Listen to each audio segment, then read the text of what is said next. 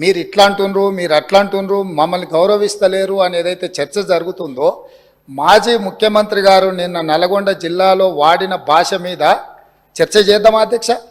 ఏం బీకనిక పోయినరని అడుగుతాడా అధ్యక్ష?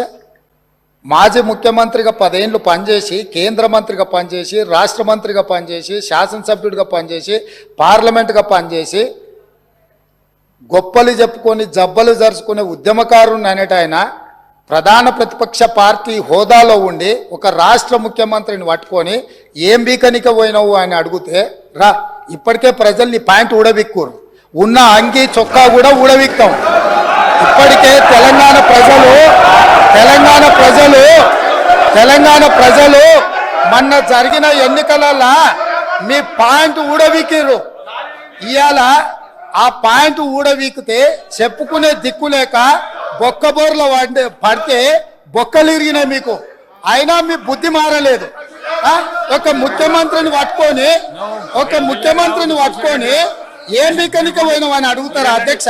సభలో మాట్లాడతారని గతంలో కేసీఆర్ ను కాల్ చేయాలని మాట్లాడండి. ముఖ్యమంత్రి ఉండే కేసీఆర్ ఆ రోజు.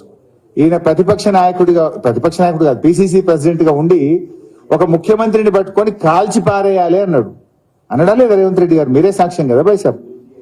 ఉరిదీయాలని మాట్లాడిండు, కాల్చి పారేయాలని మాట్లాడిండు. అటువంటి భాష ఆయన మాట్లాడొచ్చా?